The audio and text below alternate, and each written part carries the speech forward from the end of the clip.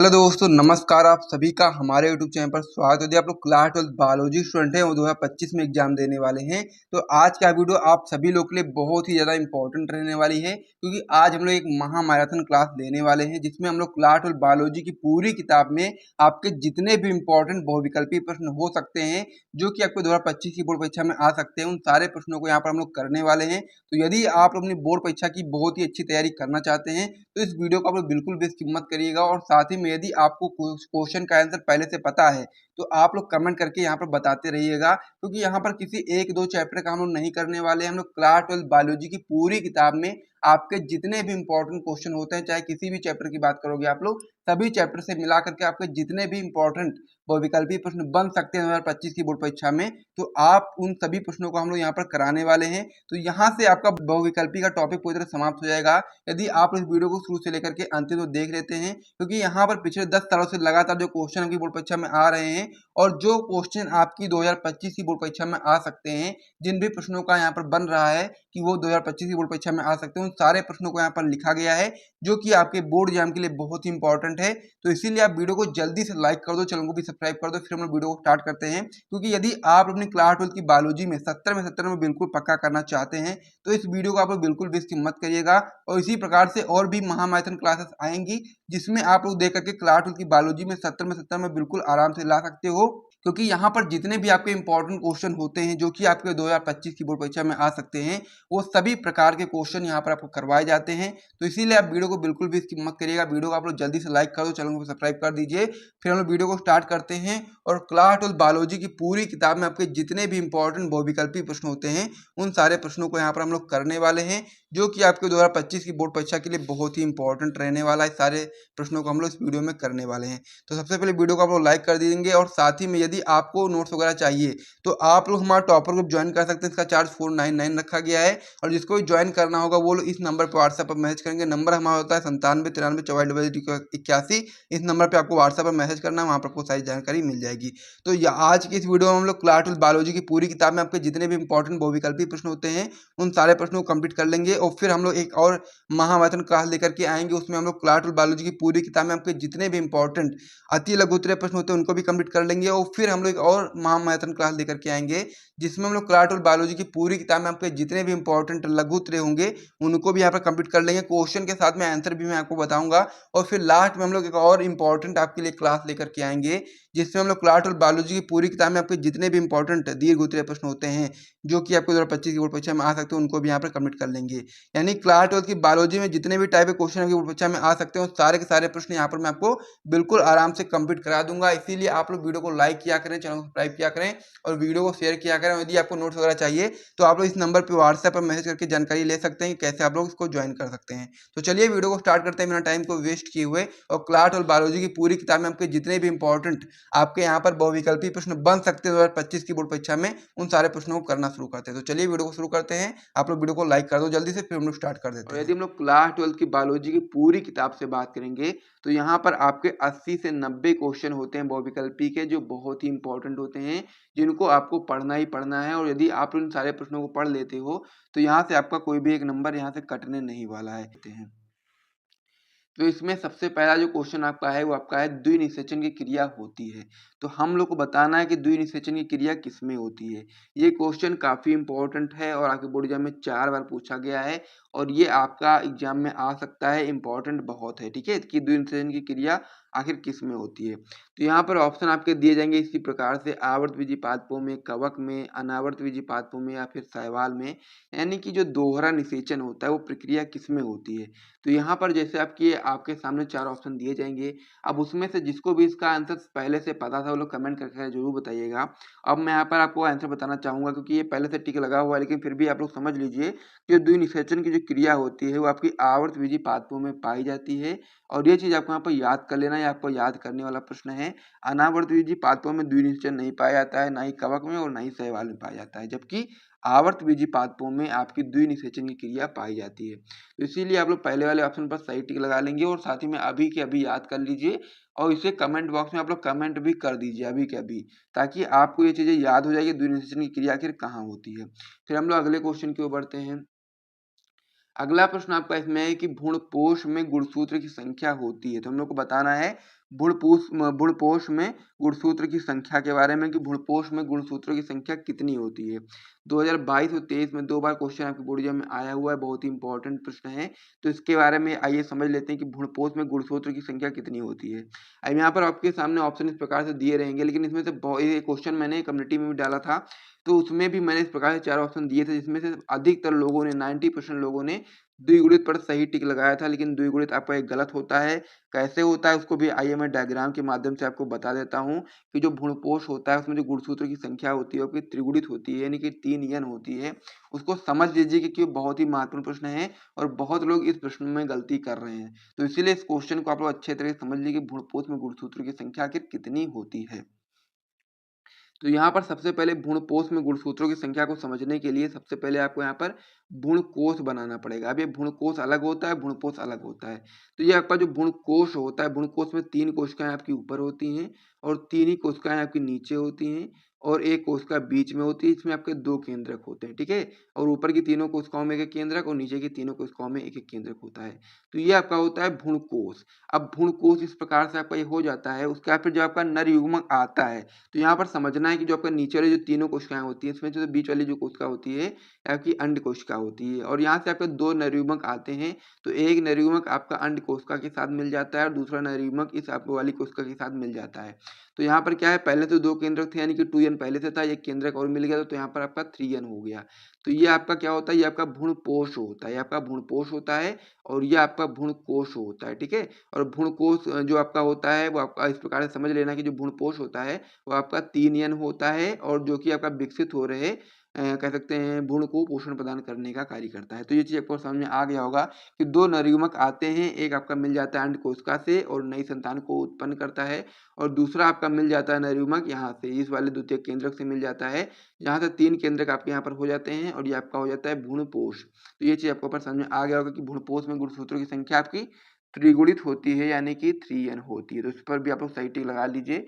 फिर हम लोग अगले क्वेश्चन की ओर बढ़ते हैं। अगले क्वेश्चन की ओर बढ़ने से पहले मैं आपको बताना चाहता हूँ कि यदि आप लोग 2025 की बोर्ड परीक्षा के लिए टॉपर ग्रुप ज्वाइन करना चाहते हैं तो आप लोग ज्वाइन कर सकते हैं। इसका प्राइस 499 रखा गया है, जिसमें आपको फिजिक्स, केमिस्ट्री, बायोलॉजी तीनों सब्जेक्ट के नोट्स और इंपॉर्टेंट क्वेश्चन आंसर दिए जाते हैं। नंबर हमारा होता है 9793940081। इस नंबर पे आपको व्हाट्सएप पर मैसेज करना है, आपको वहाँ पर सारी जानकारी मिल जाएगी कैसे आप लोग टॉपर ग्रुप को ज्वाइन कर सकते हैं। तो चलिए अब हम लोग अगले क्वेश्चन की ओर बढ़ते हैं। अगला प्रश्न आपका इसमें दिया गया है कि भारतीय भूण विज्ञान का पिता हम लोग किसको बोलते हैं। ये प्रश्न भी बहुत ही इंपॉर्टेंट है, उसको भी आपको समझना पड़ेगा कि भारतीय भूण विज्ञान का पिता आखिर किसको कहा जाता है। 3 बार ये भी क्वेश्चन आपके बोर्ड एग्जाम में आया हुआ है, तो आपको ये पता होना चाहिए कि भारतीय भूण विज्ञान का पिता किसको कहा जाता है। तो यहाँ पर सबसे पहले आपको ऑप्शंस को देखना है। तो ऑप्शन यदि आप लोग देखोगे तो पहला ऑप्शन आपका है सर जगदीश चंद्र बोस, दूसरा आपका इसमें है डॉक्टर हरगोविंद खुराना, तीसरा आपका है इसमें प्रो पंचानन महेश्वरी और चौथा आपका है डॉक्टर बीरबल साहनी। तो यहाँ पर आपको अच्छे तरीके से इसको याद कर लेना है। याद करने वाला प्रश्न है कि भारतीय भूण विज्ञान के पिता हैं कौन है, प्रोफेसर पंचानन महेश्वरी। तो इसीलिए आप इस वाले ऑप्शन पर सही टिक लगाओ और अभी के अभी कमेंट बॉक्स में कमेंट कर दो ताकि ये चीज आपको याद होती रहे। और यदि आपको पहले से इसका आंसर पता था वो भी आप लोग कमेंट करके बता सकते हो। अगला प्रश्न आपका इसमें दिया गया कि निम्न में से कूट फल है। तो इनमें से सबसे पहले आपके सामने ऑप्शन दिए गए हैं, उनमें से आपको दे करके बताना है कि कौन सा एक आपका कूट फल है या फिर असत्य फल है।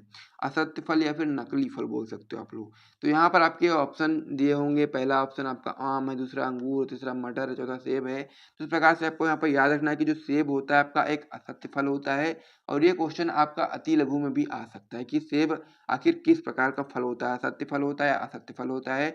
और साथ ही में कूट फल के ऊपर एक परिभाषा भी आपके बोर्ड एग्जाम में आ सकती है, अति लघु में या फिर लघु में। उसके ऊपर हम लोग जब अति लघु का टॉपिक पढ़ेंगे, यानी कि पूरी किताब से जो सबसे ज़्यादा इंपॉर्टेंट जितने भी आपके अति लघु होते हैं उनको जब मैं यहाँ पर कराऊंगा तो उसमें ये प्रश्न आपको जरूर करा दूंगा। तो इस प्रकार से आपके यहाँ पर ये प्रश्न कंप्लीट हो गए हैं। अब हम लोग अगले पेज पे बढ़ते हैं और प्रश्नों को देखना स्टार्ट करते हैं। इतने प्रश्नों को यदि आप लोगों ने अभी तक नोट नहीं किया तो नोट कर लीजिएगा और साथ ही में यदि आप टॉपर ग्रुप ज्वाइन करना चाहते हो तो ज्वाइन कर सकते हैं। ये सारा पीडीएफ आपको उसके अंतर्गत मिल जाएगा। तो चलिए अब हम लोग अगले पेज पर बढ़ते हैं। अगला यहाँ पर जो आपका प्रश्न हो जाता है आपका हो जाता है कि पालीगोनम प्रकार का जो भ्रूणकोश होता है वो आपका कितने कोशिकीय होता है और कितने केंद्रकीय होता है हमको बताना है। ये आपका वेरी इंपॉर्टेंट क्वेश्चन होता है, इसको आप लोग बिल्कुल भी स्किप नहीं कर सकते हो कि पॉलीगोनम प्रकार का भ्रूणकोश आपका कितने कोशिकीय होता है और कितने केंद्रकीय होता है। वैसे तो आप लोग यहाँ पर आंसर देख लिए होंगे कि 7 कोशिकीय और 8 केंद्रकीय होता है। कैसे होता है आइए इसको समझा देते हैं मैं आपको अच्छे तरीके से, ताकि आपको कोई भी दिक्कत ना हो। जैसा कि मैंने आपको यहाँ पर भ्रूणकोश बताया, तो भ्रूणकोश में मैंने आपको बताया था कि 3 कोशिकाएं ऊपर थी और 3 कोशिकाएं नीचे थी और 1 कोशिका बीच में थी जिसमें आपके 2 केंद्रक थे। अभी आपको यहाँ पर एक केंद्रक ये मिलता है तब जाकर के ये बनता है भ्रूणपोष, लेकिन ये भ्रूणपोष से पहले की बात हो रही है यहाँ पर, यानी कि भ्रूणकोश की केवल बात हो रही है। तो यहाँ पर 3 कोशिकाएं ऊपर होती है, 3 कोशिकाएं नीचे होती है, 1 कोशिका बीच में होती है जिसमें आपके 2 केंद्रक होते हैं। तो यहाँ पर आप लोग काउंट करो, तो 3 कोशिका ऊपर 3 कोशिका नीचे, तो कितनी हो गई आपकी 6 कोशिका हो गई और 1 कोशिका बीच में हो गई, तो ये कितने हो गए 7 कोशिका हो गई। लेकिन जब केंद्रक की जब आप लोग बात करोगे तो यहाँ पर 3 केंद्रक ऊपर 3 केंद्रक नीचे, तो कितने हो गए 6 हो गया। और यहाँ पर इस वाली कोशिका में 2 केंद्रक है, तो यहाँ पर आपका 8 केंद्रक हो गया। तो इस प्रकार से आप बता सकते हो कि जो पॉलीगोनम प्रकार का जो भ्रूणकोश होता है उसमें आपका 7 कोशिकीय होता है और साथ ही में 8 केंद्रकीय होता है। इसलिए आप लोग इस वाले ऑप्शन पर सही टिक लगा लीजिए और फिर हम लोग अगले क्वेश्चन की ओर बढ़ते हैं। बहुत ही महत्वपूर्ण प्रश्न है, फिर हम लोग अगले क्वेश्चन की ओर बढ़ते हैं। अगला प्रश्न आपका है इसमें कि एक परागकोश में परागधानियों की संख्या कितनी होती है, ये चीज हमको बताना है। ये भी आपका बहुत ही इंपॉर्टेंट प्रश्न होता है कि परागकोश में परागधानियों की संख्या आखिर कितनी होती है। वैसे तो आपको यहाँ पर पता चल गया होगा कि 4 होता है, तो इसको कैसे होता है ये समझ लेते हैं। सबसे पहले यदि परागकोश की बात करेंगे तो ऊपर से देखेंगे तो आपका इस प्रकार से परागकोश दिखाई देगा, लेकिन जब आप उसको बीच से काटोगे तो ये आपका परागकोश इस प्रकार से दिखाई देगा। ठीक है, इस प्रकार से आपका परागकोश दिखाई देगा। तो इसमें आपकी आप लोग देख सकते हो कि परागधानियों की संख्या कितनी है, एक आपका ये हो गया, दूसरा हो गया, तीसरा हो गया, चौथा हो गया। तो इस प्रकार से एक परागकोश में जो परागधानियों की संख्या होती है वो आपकी कितनी होती है 4 होती है। तो इसीलिए आप लोग इस वाले ऑप्शन पर सही टिक लगा लीजिए। फिर हम लोग अगले क्वेश्चन की ओर बढ़ते हैं। अगला क्वेश्चन आपका इसमें दिया गया कि निम्नलिखित में से कौन सा भाग पुष्प के नर जनन अंग का प्रतिनिधित्व करता है। ये भी आपका वेरी इंपॉर्टेंट प्रश्न होता है और यहाँ पर आपको याद रखना कि पुष्प का जो पुमंग वाला भाग होता है यही आपका नर जनन अंग का प्रतिनिधित्व करता है और पुंकेसर जो होता है वो भी आपका बोल सकते हो आप लोग कि वो भी नर जनन अंग का प्रतिनिधित्व करता है। अब यहाँ पर डिफरेंस ये है कि जब आपका पुंकेसर का समूह होगा तो उसको हम लोग बोलेंगे पुमंग, और केवल यदि पुंकेसर होगा तो उसको हम लोग बोलेंगे केवल पुंकेसर। तो यहाँ पर ये चीज़ आपको समझना है, पुंकेसर हो या फिर पुमंग हो, दोनों मतलब कि आपको इस चीज़ समझ लेना कि दोनों एक ही चीज़ होती है। और नर जनन अंग का प्रतिनिधित्व आपका यहाँ पर ऑप्शन में अगर पुंकेसर लिखा होता तो पुंकेसर पर सही टिक लगा देते, पुमंग लिखा है तो पुमंग पर आप लोग सही टिक लगा दोगे। तो इस प्रकार से आपका ये वाला प्रश्न भी कंप्लीट हो गया है। और साथ ही में इसी प्रकार से क्वेश्चन और आपके बोर्ड एग्जाम में बन सकता है कि निम्नलिखित में से कौन सा पुष्प के नर जनन अंग का, तो मैंने आपको यहाँ बता दिया है, माँ जनन अंग का भी अगर आएगा तो वहां पर आपका जायांग ऑप्शन में लिखा रहेगा तो उस पर आप लोग सही टिक लगा दीजिएगा। और या फिर इस तरीके से लिखा रहेगा तो उस पर भी आपको सही टिक लगा देना है। फिर हम लोग अगले क्वेश्चन की ओर बढ़ते हैं। अगला प्रश्न आपका इसमें दिया गया कि बीजांड का वह स्थान जहां बीजांड बिंदु जुड़ा रहता है क्या कहलाता है, ये हमको बताना है। तो यहाँ पर आपको याद रखना है कि बीजांड का वह स्थान जहां पर बीजांड बिंदु जुड़ा रहता है उसको हम लोग नाभिका बोलते हैं। इंपॉर्टेंट क्वेश्चन होता है, यहाँ पर निभाग और नाभिका में कंफ्यूज नहीं होना है। तो ये चीज़ आपको यहाँ पर समझना है कि जो आपका इस प्रकार से समझ लेना है कि जो बीजांड का वह स्थान जहाँ पर बीजांड बिंदु जुड़ा रहता है उसको हम लोग नाभिका बोलते हैं, निभाग नहीं बोलते हैं। ये चीज़ आपको यहाँ पर अच्छे तरीके से याद कर लेना है, क्योंकि बहुत लोग निभाग और नाभिका में कंफ्यूज हो जाते हैं कि निभाग क्या होता है और नाभिका क्या होता है, उसको आइए समझा देते हैं। ठीक है, तो यहाँ पर समझना क्या है कि आपको बीजांड के बारे में समझना है। ये आपका भ्रूण कोश होता है और ये आपका बीजांड इस प्रकार से होता है। ठीक है, तो ये वाला जो भाग होता है जहाँ पर बीजांड का पूर्ण रहता है उसको हम लोग बोलते हैं क्या, निभाग बोलते हैं। और ये वाला भाग जहाँ पर बीजांड बिंदु जुड़ा रहता है इसको हम लोग बोलते हैं नाभिका। तो ये चीज़ आपको यहाँ पर याद रखना है कि नाभिका और निभाग में कंफ्यूज नहीं होना है। बीजांड का वह स्थान जहाँ पर बीजांड बिंदु जुड़ा रहता है उसको हम लोग नाभिका बोलते हैं। फिर हम लोग अगले क्वेश्चन की ओर बढ़ते हैं। अगला प्रश्न आपका इसमें दिया गया है कि निम्नलिखित में से कौन सी कोशिकाएं सभी प्रकार के भ्रूणकोश में पाई जाती हैं। तो यहाँ पर ये क्वेश्चन में याद रखना है कि जो आपका मैंने आपको बताया था यहाँ पर इस डायग्राम में कि जो ऊपर वाली कोशिका होती है इसको हम लोग प्रतिमुख कोशिका बोलते हैं और जो नीचे वाली कोशिका होती है अगल बगल की उसको हम लोग सहायक और बीच वाली कोशिका को हम लोग अंड कोशिका बोलते हैं। तो यदि प्रतिमुख कोशिका नहीं होगी तब भी आपका भ्रूणकोश चल जाएगा, लेकिन यहाँ पर जो अंड कोशिका है जो आपका मादा युग्म का कार्य करता है उसका होना बहुत ही आवश्यक है। और हर प्रकार के भ्रूणकोश में अंड कोशिका पाई जाती है, तो इसीलिए आप लोग इस वाले ऑप्शन पर सही टिक लगा लेंगे और अच्छे तरीके से याद कर लेंगे और भी महत्वपूर्ण वीडियोस को जानने के लिए। अब यहाँ पर कोई भी मेहनत आपको करने की आवश्यकता है नहीं, सारी मेहनत मैं करके लेकर के आ रहा हूँ। हर एक प्रश्न को ढूंढ करके निकाल करके लेकर आ रहा हूँ, जो कि आपके बोर्ड एग्जाम में आ सकते हैं। तो आप लोग यहाँ पर आओ, उन प्रश्नों को तैयार करो, अपने बोर्ड एग्जाम में बहुत ही अच्छा स्कोर लेकर के आओ। यही मेरी उम्मीद आप लोगों से रहने वाली है। बताया कि निम्नलिखित में से किसका उद्भव भूड़ीय मीजोडर्म से होता है। तो ये चीज हमको बताना है कि किसका उद्भव भूड़ीय मीजोडर्म से होता है। ये बहुत ही इंपॉर्टेंट प्रश्न है, तो इसके बारे में आपको समझना है कि किसका उद्भव जो होता है वो भूड़ीय मीजोडर्म से होता है। तो इस प्रकार से यहाँ पर पहले से ऑप्शन सही टिक लगा हुआ है, लेकिन आपको यहाँ पर समझना पड़ेगा। इसी प्रकार से क्वेश्चन आएगा, तो यदि आप लोग याद करके रखोगे तो फिर आपको समझ में आ जाएगा कि किसका उद्भव भूड़ीय मीजोडर्म से होता है, और यदि आप याद नहीं करोगे तो फिर आप नहीं समझ पाओगे। तो यहाँ पर मैं आपको बताना चाहता हूँ कि जो रुधिर होता है इसका उद्भव जो होता है वो भूड़ीय मीजोडर्म से होता है। अब उसी प्रकार से मस्तिष्क भी ऑप्शन आपका रहेगा, फेफड़ा भी रहेगा, यकृत भी रहेगा। तो इसमें से सबको आपको देखना है और आपको याद करना होगा कि जो रुधिर होता है उसी का जो उद्भव होता है वो भूड़ीय मीजोडर्म से होता है, ना कि मस्तिष्क, फेफड़ा या यकृत का। ठीक है, तो ये चीज आपको यहाँ पर अच्छे तरीके से याद कर लेना है कि रुधिर का उद्भव जो होता है वो भूड़ीय मीजोडर्म से होता है। इसीलिए आप लोग इस वाले ऑप्शन पर सही टिक लगाओ, अपनी कॉपी में नोट करो। और चलिए अब हम लोग अगले क्वेश्चन की ओर बढ़ते हैं। अगला प्रश्न आपका इसमें दिया गया कि स्त्री में अंतरारोपण के समय भ्रूण किस अवस्था में होता है। तो हम लोग को बताना है कि स्त्री में जब अंतरारोपण होता है उस समय भ्रूण किस अवस्था में होता है। तो पहला ऑप्शन आपका इसमें दिया गया मोरुला अवस्था, दूसरा आपका दिया गया वास्टुला अवस्था, तीसरा आपका दिया गया गैस्टुला अवस्था, और चौथा आपका दिया गया निरुला अवस्था। तो ये देखोगे सारी चीजें एक हम कह सकते हैं सीक्वेंस में एक अच्छी तरीके से आप लोग देखोगे तो ये आपको कंफ्यूजिंग लगेगी। यदि आप लोग इसको हटा दो तो आप लोग यहाँ पर इसको याद करोगे ना, तो आप लोग कंफ्यूज हो सकते हो कि स्त्री में अंतरारोपण के समय भ्रूण किस अवस्था में होता है। तो इसको आपको यहाँ पर याद रखना पड़ेगा कि स्त्री में अंतरारोपण के समय जो भ्रूण होता है वो आपका वास्टुला अवस्था में होता है। और यदि आप लोग याद नहीं करोगे तो फिर आप लोग इसमें से किसी भी लगाओगे और गलत हो सकता है उसमें उस समय आपका। तो इसीलिए आप लोग यहाँ पर अच्छे तरीके से याद कर लो कि स्त्री में अंतरारोपण के समय जो भ्रूण होता है वो आपका वास्टुला अवस्था में होता है। इसको आप लोग अच्छे तरीके से तैयार कर लो। फिर हम लोग अगले क्वेश्चन की ओर बढ़ते हैं। अगला प्रश्न आपका इसमें दिया गया है कि वृषण की अंतराली, जिसको हम लोग लीडिंग कोशिकाएं बोलते हैं, यहाँ पर आपको कंफ्यूज नहीं होना है। यदि क्वेश्चन में आए कि वृषण की अंतराली कोशिकाओं से स्रावित हार्मोन है, तब भी आपको टेस्टोस्टेरोन बताना है। और यदि क्वेश्चन में आ जाए कि वृषण की लीडिंग कोशिकाओं से स्रावित हार्मोन है, तो भी आपको यहाँ पर इस टेस्टोस्टेरोन पर ही सही टिक लगाना है, क्योंकि वृषण की जो अंतराली या लीडिंग कोशिकाएं होती हैं वो दोनों एक ही होती हैं, बस इसका नाम अलग अलग है। इस प्रकार से आपको समझना है। तो वृषण की अंतराली या फिर लीडिंग कोशिकाओं से स्रावित हार्मोन आपका टेस्टोस्टेरोन होता है। इंपॉर्टेंट क्वेश्चन है, आपकी बोर्ड एग्जाम 2025 में आ सकता है।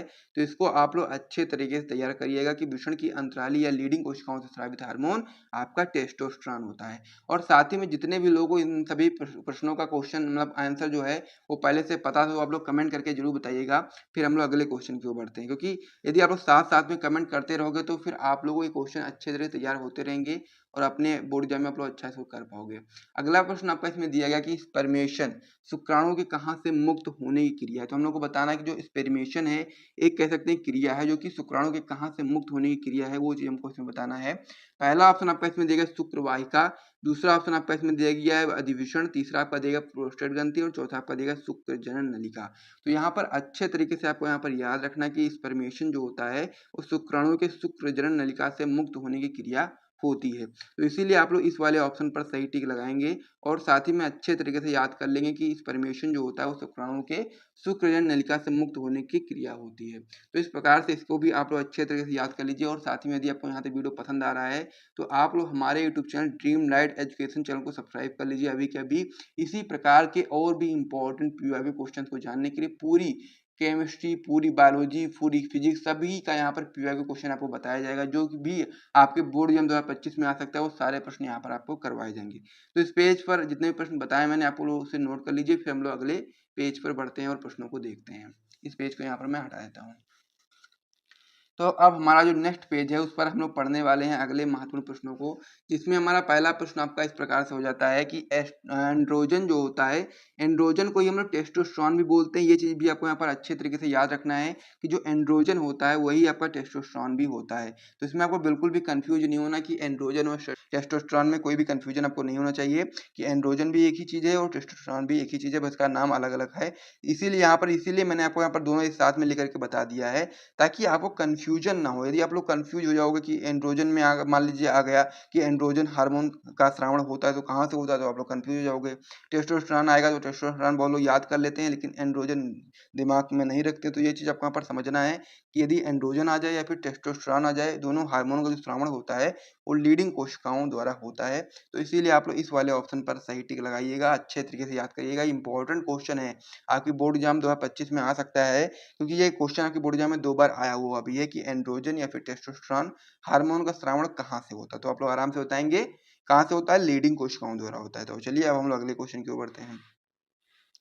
अगला प्रश्न आपका इसमें दिया गया कि निम्न में से कौन नर सहायक ग्रंथि नहीं है। तो यहाँ पर कितने लोगों को पता है कि इनमें से कौन कौन सी ग्रंथि है जो कि आपकी नर सहायक ग्रंथि है।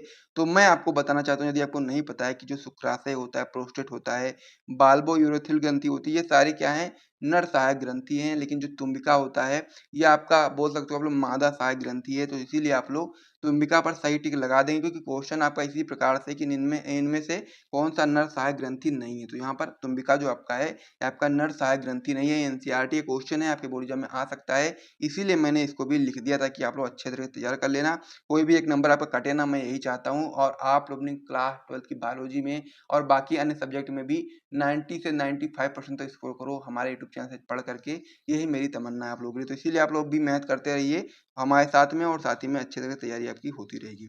अगला प्रश्न आपका इसमें दिया गया कि स्त्रियों में आंतर्य चक्र जो होता है वो सामान्यतः कितने दिनों का होता है। यह प्रश्न भी आपका इम्पोर्टेंट है और आपके लिए ये समझना जरूरी है कि स्त्रियों में जो आपका आंतर्य चक्र होता है, मेंस्ट्रुअल साइकिल जो होता है, वो कितने दिनों का होता है, ये चीज हमको इसमें समझना है। तो यहाँ पर पहला ऑप्शन दिया गया 10 से 11 दिनों का, दूसरा आपका देगा 25 से 26 दिनों का, तीसरा आपका देगा 28 से 29 दिनों का, और चौथा आपका देगा 17 दिनों को।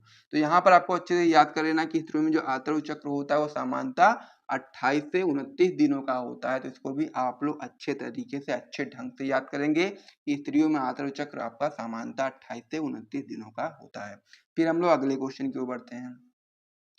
अगला प्रश्न आपका इसमें दिया गया कि भ्रूण का रोपण कहाँ होता है। तो हमको बताना है भ्रूण का रोपण कहाँ पर होता है। तो यहाँ पर आपको ऑप्शंस देखने हैं, योनि में या फिर अंडवाहिनी में, अंडाशय में, गर्भाशय में। तो यहाँ पर अच्छे तरीके से आपको समझना है कि जो भ्रूण होता है उसका जो रोपण होता है वो गर्भाशय में होता है और वहीं पर भ्रूण विकसित होता है। ये चीज आपको यहाँ पर समझना है कि जो भ्रूण होता है, भ्रूण का रोपण कहाँ पर होता है, गर्भाशय में होता है। तो इसीलिए आप लोग इस वाले ऑप्शन पर सही टिक लाएंगे, अच्छे तरीके से याद करेंगे। फिर हम लोग अगले क्वेश्चन की ओर बढ़ेंगे। और साथ ही में जितने भी क्वेश्चन अभी तक मैंने बताए, कितने क्वेश्चन के आंसर आपको पहले से पता है, कमेंट करके बताइएगा। अगला प्रश्न आपका इसमें हो जाता है कि मॉरुला परिवर्धन की अवस्था है। ये भी आपका एनसीईआरटी एग्जाम्पलर का क्वेश्चन है और इम्पोर्टेंट आपके लिए है। तो आपको यहाँ पर याद रखना है कि जो मॉरुला परिवर्धन की अवस्था होती है वो आपका इस प्रकार से 4 ऑप्शन दिए जाएंगे, उसमें से आपको कंफ्यूजन नहीं होना है। तो आपको इसको अच्छे तरह से याद करना पड़ेगा कि युग्मनज व कोरक पुटी के बीच की जो अवस्था होती है वही आपकी मॉरुला परिवर्धन की अवस्था होती है। तो इसको अगर आप लोग कंफ्यूज नहीं होना चाहते तो आप लोग इसको अच्छे ढंग से याद कर लो अपनी कॉपी में नोट करके कि मरूला परिवर्धन की अवस्था जो आपकी होती है, आपकी युग्मनज व कोरक पुटी के बीच जो अवस्था होगी उसको हम लोग मरूला परिवर्धन की अवस्था बोलते हैं। तो इस प्रकार से क्वेश्चन भी कंप्लीट हो गया। तो इस प्रकार आपका पहला जो इम्पोर्टेंट प्रश्न रहने वाला है वो आपका रहने वाला है कि हार्मोनल गोली का एक घटक है। तो हम लोग को बताना है कि जो हार्मोनल गोली होता है उन किन घटकों से मिलकर के बनता है और उनमें से आपका कौन सा घटक है जो कि आपका हार्मोनल गोली का एक घटक है। तो इस प्रकार से आपके सामने ऑप्शन दिए जाएंगे और इसमें से आपको सही ऑप्शन पर सही टिक लगाना है। यहाँ पर तो मैंने ऑप्शन पर पहले से टिक लगा रखा है, लेकिन एग्जाम में आपको यहाँ पर 4 ऑप्शन रहेंगे, उनमें से आपको सही पर सही टिक लगाना है। एनसीईआरटी एग्जाम्पलर का क्वेश्चन है, आपकी बोर्ड परीक्षा में आ सकता है, इसी वजह से मैंने इसको यहाँ पर लिख दिया है। चलिए हम इसका उत्तर बता देते हैं आपको। तो उत्तर आपका होता है हार्मोन गोली का जो आपका एक घटक होता है वो आपका प्रोजेस्टेरॉन होता है। तो इसीलिए आप उसको अच्छे ढंग से तैयार कर लीजिएगा। वेरी इंपॉर्टेंट प्रश्न होता है, आपके बोर्ड एग्जाम में आ सकता है, इसीलिए मैंने यहाँ पर इसका लिख दिया है ताकि आप लोग अच्छे से तैयार कर लो, अपने बोर्ड एग्जाम में अच्छा इसको कर पाओ। और साथ ही में जिसको भी इसका आंसर पहले से पता था, यहाँ पर देखने से पहले ही जिसको पता था वो लोग कमेंट करके बताइएगा। और साथ ही में जिसको नहीं भी पता था वो लोग भी इसका आंसर जो है एक बार क्वेश्चन लिखो आप लोग, हार्मोनल गोली का घटक प्रोजेस्टेरॉन, इस प्रकार से लिख करके आप लोग कमेंट बॉक्स में कमेंट कर दो। फिर हम लोग अगले क्वेश्चन की ओर बढ़ते हैं। अगला प्रश्न आपका इसमें दिया गया कि एमटीपी का पूरा नाम क्या है। ठीक है, तो हम लोग को बताना है एमटीपी का पूरा नाम। ये भी आपका बहुत ही इंपॉर्टेंट क्वेश्चन होता है। ये क्वेश्चन आपका बहुविकल्पी में भी आ सकता है और कह सकते हैं आप लोग कि अति लघु में भी आ सकता है कि एमटीपी का पूरा नाम बताइए। ठीक है, तो इसका पूरा नाम होता है आपका मेडिकल टर्मिनेशन ऑफ प्रेगनेंसी, और हिंदी में इसको हम लोग बोलते हैं क्या क्या बोलते हैं हम लोग इसको हिंदी में, हिंदी में हम लोग इसको बोलते हैं सहागर्भता समापन। क्या होता है आपका? चिकित्सीय सहागर्भता समापन हम लोग एमटीपी को हिंदी में बोलते हैं, और इंग्लिश में इसका फुल फॉर्म होता है एमटीपी का मेडिकल टर्मिनेशन ऑफ प्रेगनेंसी। तो इसको भी अच्छे ढंग से याद कर लीजिए। केवल ये भी आपका आ सकता है कि एमटीपी का पूरा नाम बताइए, ऑप्शन नहीं होगा अति लघु में भी, तो वहाँ पर भी आप लोग याद रखोगे कि मेडिकल टर्मिनेशन ऑफ प्रेगनेंसी होता है इसका पूरा नाम, तो वहाँ पर भी आप लोग आराम से कर पाओगे। फिर हम लोग अगले क्वेश्चन की ओर बढ़ते हैं। अगला प्रश्न आपका इसमें दिया गया है कि पुरुष से संबंधित, तो हमको इसमें बताना है कि पुरुष से संबंधित कौन सी चीज है इसमें। पहला ऑप्शन आपका इसमें दिया गया गोलियां, दूसरा आपका दिया गया ट्यूबेक्टोमी, तीसरा आपका इसमें दिया गया वासेक्टोमी, और चौथा ऑप्शन आपका इसमें दिया गया सभी। तो यहाँ पर आपको बताना है कि इसमें से कौन सी जो कह सकते हैं विधि है जो पुरुषों से संबंधित है। तो यहाँ पर गोलियां जो है वो भी पुरुषों से संबंधित नहीं है। या आपका जो आपका ट्यूबेक्टोमी होता है इसको हम लोग हिंदी बोलते हैं मादा नसबंदी, तो ये भी आपका पुरुषों से संबंधित नहीं है। लेकिन जो आपका ये वासेक्टोमी होता है ये आपका पुरुष नसबंदी, इसको हम लोग हिंदी में बोलते हैं, ये आपका पुरुषों से संबंधित है, तो इसीलिए आप लोग इस वाले ऑप्शन पर सही टिक लगाएंगे और अच्छे ढंग से इसको याद कर लेंगे। फिर हम लोग अगले क्वेश्चन की ओर बढ़ते हैं। अगला प्रश्न आपका इसमें होता है कि नीचे दिए यौन संचरित रोगों में से उस रोग की पहचान कीजिए जो विशेष रूप से लैंगिक अंगों को प्रभावित नहीं करता है। यानी कि ऐसे रोग के बारे में हमको बताना है जो कि विशेष रूप से लैंगिक अंगों को प्रभावित नहीं करता बल्कि वो पूरे शरीर को प्रभावित करता है। तो यहाँ पर क्या है? पहला ऑप्शन सिफिलिस है, फिर सुजाक है, फिर आपका लैंगिक मत्स्य है, और चौथा आपका है एड्स। तो यहाँ पर सिफिलिस, सुजाक, लैंगिक मत्स्य ये तो आपका विशेष रूप से लैंगिक अंगों को ही प्रभावित करते हैं, लेकिन जो आपका एड्स होता है ये आपका विशेष रूप से लैंगिक अंगों को प्रभावित नहीं करते हैं बल्कि पूरे शरीर को प्रभावित करते हैं, इम्यूनिटी को कमजोर कर देते हैं। इस प्रकार से ये आपको बता सकते हो कि जो एड्स होता है आपका विशेष रूप से लैंगिक अंगों को प्रभावित नहीं करते हैं। तो इसीलिए आप लोग इस वाले पर सही टिक लगा लेंगे और साथ ही में याद कर लेंगे, एनसीईआरटी का क्वेश्चन है, आपके एग्जाम में आ सकता है। फिर हम लोग अगले क्वेश्चन की ओर बढ़ते हैं। अगला प्रश्न आपका इसमें होता है कि सहायक जनन प्रौद्योगिकी की वह तकनीक जिसमें एक शुक्राणु को सीधे अंडाणु में इंजेक्ट कर दिया था। तो हमको ये बताना है कि सहायक जनन प्रौद्योगिकी की एक ऐसी तकनीक का नाम बताना है जिसमें शुक्राणु को सीधे अंडाणु में इंजेक्ट कर दिया जाता है। ठीक है, तो इसका हम लोग को यहाँ पर नाम बताना है। तो आप लोग एक बार ऑप्शन को देख लो, फिर मैं इसका नाम आपको बताता हूँ। ठीक है, तो ऑप्शन आपके इस प्रकार से दिए गए हैं ICSI, दूसरा आपका दिया गया ET, तीसरा आपका दिया गया ZIFT, चौथा आपका दिया गया GIFT। तो यहाँ पर जो सही ऑप्शन होता है वो आपका होता है ICSI, और इसको हम लोग हिंदी में बोलते हैं अंतः शुक्राणु निक्षेपण। इसको हम लोग हिंदी में क्या बोलते हैं? अंतः शुक्राणु निक्षेपण। तो इसको भी आप लोग यहाँ पर याद कर लेंगे अच्छे तरीके से, ताकि ये चीज़ आपको यहाँ पर पता हो कि ICSI को हम लोग हिंदी में क्या बोलते हैं। तो इसके ऊपर आप लोग सही टिक लगा लीजिए। ये भी आपका NCERT का प्रश्न है, आपके बोर्ड एग्जाम में आ सकता है। फिर हम लोग अगले क्वेश्चन की ओर बढ़ते हैं। अगला प्रश्न आपका इसमें दिया गया है कि सहायक जनन प्रौद्योगिकी के अंतर्गत भ्रूण को 8 कोशिकीय अवस्था में फैलोपियन नलिका में स्थानांतरित करने वाली विधि आपकी क्या कहलाती है। यानी कि जब आपका जो भ्रूण होता है वो 8 कोशिकीय अवस्था में हो जाता है तो फिर सहायक जनन प्रौद्योगिकी के अंतर्गत जो भ्रूण होता है जब आपका 8 कोशिकीय अवस्था में होता है तो उसको फैलोपियन नलिका में स्थानांतरित करने या फिर बोल सकते हो ले जाने की जो विधि होती है उसको हम लोग क्या बोलते हैं। तो उसका नाम होता है आपका ZIFT। तो इसको आप लोग अच्छे तरीके से तैयार कर लेंगे कि इसका नाम क्या होता है? ZIFT होता है। तो इस पर आप लोग सही टिक लगा लीजिएगा और साथ ही में इसका फुल फॉर्म भी आप लोग अच्छे से तैयार कर लीजिएगा। और फिर हम लोग अगले पेज पर बढ़ते हैं और प्रश्नों को देखते हैं। यहाँ से यदि आपको वीडियो पसंद आए तो वीडियो को लाइक जरूर करिएगा, चैनल को भी सब्सक्राइब करिएगा। फिर हम लोग अगले पेज पर बढ़ते हैं। इस पेज को मैं यहाँ पर हटा देता हूँ। तो अब हमारा इसमें जो अगला क्वेश्चन हो जाता है वो आपका हो जाता है कि मेंडल के द्विसंकर संकरण का हम लोग को फिनोटाइप अनुपात यहाँ पर बताना है। ये प्रश्न भी आपके एग्जाम के लिए इम्पोर्टेंट है और ये चीज़ आपको यहाँ पर पता भी होनी चाहिए कि मेंडल के द्विसंकर संकरण का जो फिनोटाइप अनुपात है, फिनोटाइप रेशियो है, वो आपका क्या है। ये आपका 2023 में बोर्ड परीक्षा में क्वेश्चन आया हुआ है, इंपॉर्टेंट है। आपको यहाँ पर याद रखना है कि जो मेंडल के द्विसंकर संकरण का जो फिनोटाइप अनुपात है वो आपका है 9:3:1।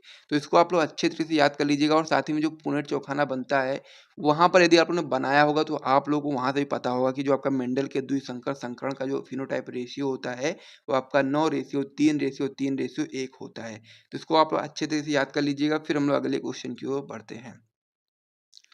अगला प्रश्न आपका इसमें दिया गया है कि जन्मजात उपापचयी त्रुटि यानी कि जन्मजात उपापचयी जो त्रुटि है उसके बारे में हमको बताना है। पहला ऑप्शन आपका इसमें दिया गया वर्णांधता, दूसरा आपका ऑप्शन दिया गया फिनाइल कीटोनुरिया, तीसरा आपका इसमें दिया गया है हीमोफीलिया और चौथा आपका दिया गया अरक्तता। तो जन्मजात जो आपका उपापचयी त्रुटि है वो आपका होता है फिनाइल कीटोनुरिया। तो इसीलिए आप लोग इस वाले ऑप्शन पर सही टिक लगाएंगे और अच्छे ढंग से याद करेंगे। फिर हम लोग अगले क्वेश्चन की ओर बढ़ते हैं।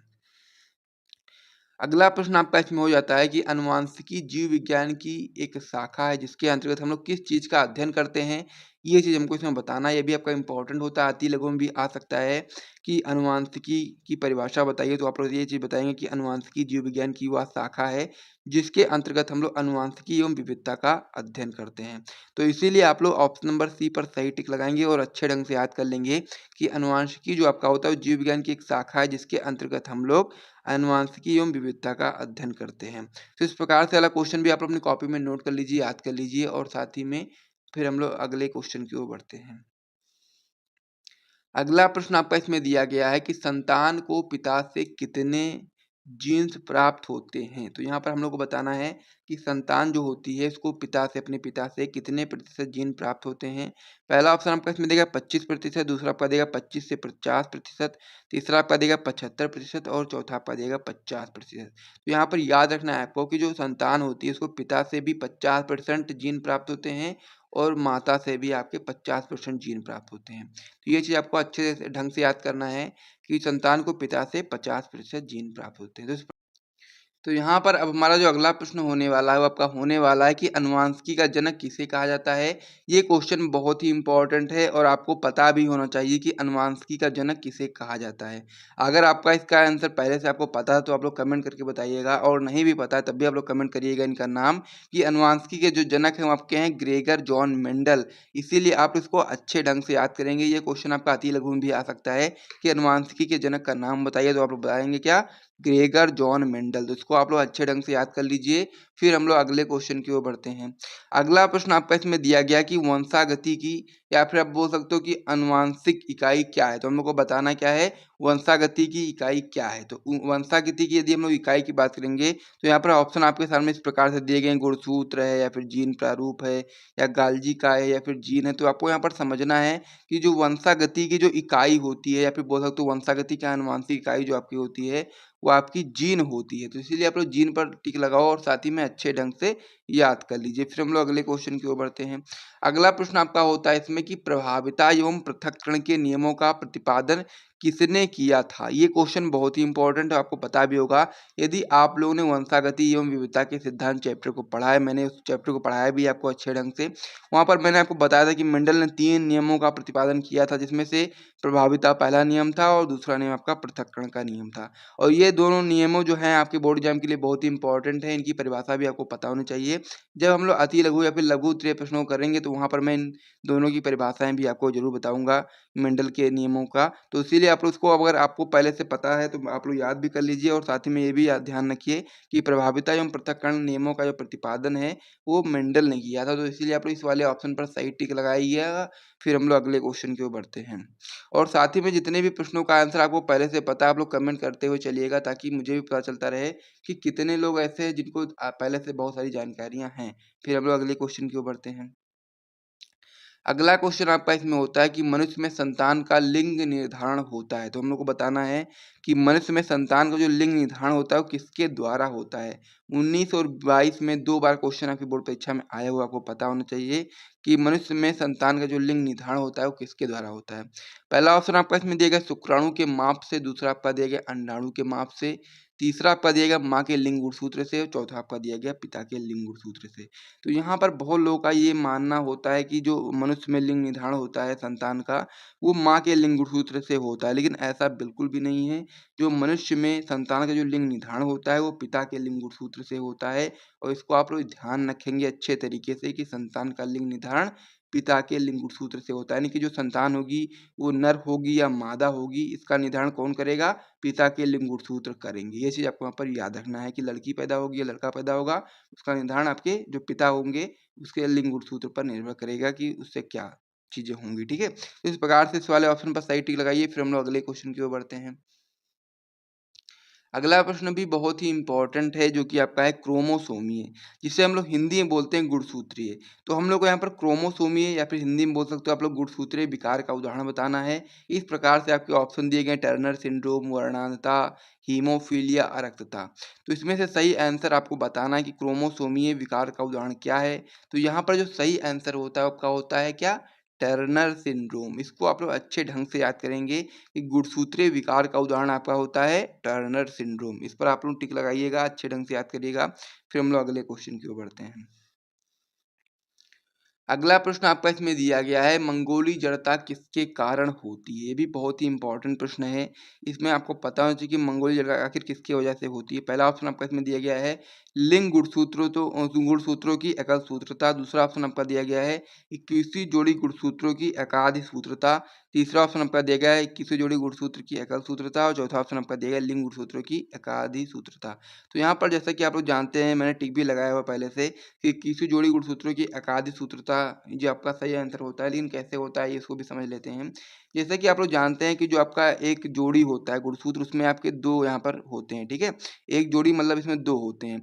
तो यहाँ पर क्या है, 21वीं जोड़ी गुणसूत्र में भी आपके दो होने चाहिए, ठीक, दो होने चाहिए, एक और दो, दो होने चाहिए यहाँ पर। लेकिन जब वहाँ पर दो के बजाय तीन हो जाए, यानी कि दो होना चाहिए एक जोड़ी में, और 21वीं जोड़ी गुणसूत्र जो आपका होता है उसमें दो के बजाय तीन गुणसूत्र हो जाएंगे, तो वो क्या हो जाएगा आपका एकादि सूत्रता हो जाएगा। और जब ऐसी कंडीशन आएगी कि 21वीं जोड़ी गुणसूत्र दो के बजाय तीन हो जाएगा, तो उससे क्या होगा कि जो संतान होगी उसमें मंगोली जड़ता नाम का रोग उत्पन्न हो जाएगा, जिसमें उसका जो चेहरा होगा कह सकते हैं कि फूला फूला हो जाएगा, साथ ही में नाखून वगैरह खुरदरे उदरे इस प्रकार से होंगे। और बहुत ही कम लाइफ होती है, बहुत ज़्यादा दिन तक ये जिंदा नहीं रहते हैं, बहुत ही शीघ्रता से मान के चलो 15 या 20 साल में उनकी मृत्यु हो जाती है।